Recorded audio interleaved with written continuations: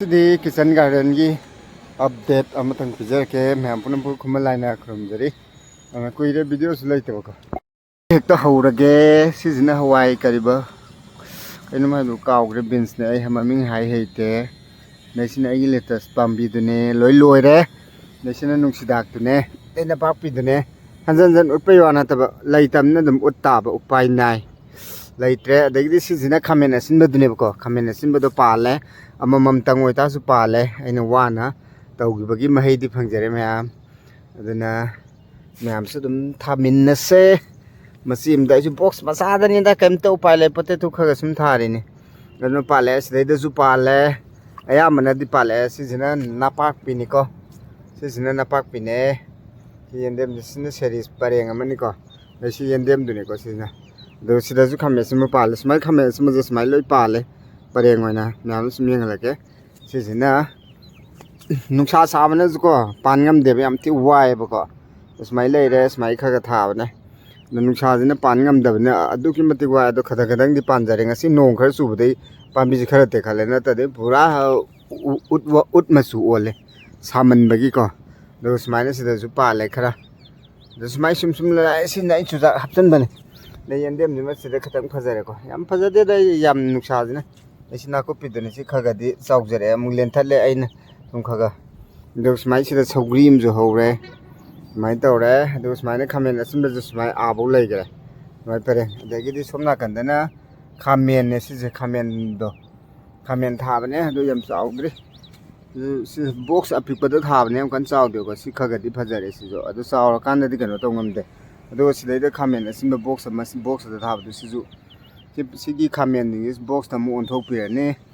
नै स्माइल आइ येंदेम लाय दि स्माइल सुम लाय सौगु सिदा मापजले दैदि स्माइल सुम लाय दगो सिगी तो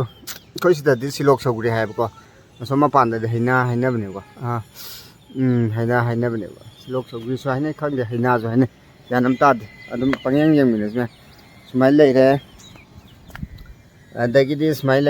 लेरे सिनेना पाक पिस लेरे चुजाक एन चुजाक खगा सुम हापचन ओरेसु ओइद्र सुम हापचलिने सदा खमे सिमबे मता गाव तोंग लेरे तो मबुक ते लिथोरगा पान दे पालोइद्रे हम पोतिदा सुम पालेने दे नपाक पिस लेरे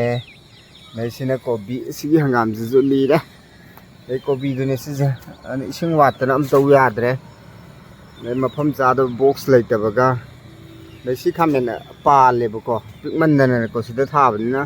पिकमनदन ओइ ngamdre maramdi ekta kano to kiyen geba nैसि pikna mapan sa jo sizu box se pikmandana ko am to oइ ngamdre dei smai sum chat khre mai sum la esi tilok jing jun nuksa makta samandana pura wow re ma mem to wow jing nuksa jina yi het pi dana ba tilok yes mai na mai tha ne ko loi wow kare pura wow kare pung wow kare nैसि Cina mai la सिजना yendem box macam sa dune ko si thai je yendem macam sa dos mai sum thare se jinis mai na lai re se yendem myam de sai sum lai re ai sum thare mai na aus mai mu chat khare sini myam ai gi kitchen garden gi update macam tang myam sum pi bine dos mai tha bane lai kak chalu ro ba pan do nong chu ba dai khara sum hore tu na ai ne kri ina gai thajan ba a nang tho ba horo na दो smile ले नैसिदा तिलौ कनो SIM ले तो वाना खांगे दगदि सिदा येंदे मम ले वाना खांगे सि तिलौ हग मपान जे ओइदर ओइरोइदर दि खंगे सिम ले सिनि म्याम आई किचन गार्डन के अपडेट आइना इकाई थबि हापचले दैदि सुम थरो पानबि मचाम चा हापे nga hapa melo chong thokre दगत थरो हाय तारे को जे थादा बने एंग होर कान म्याम अमु यंग मिनर से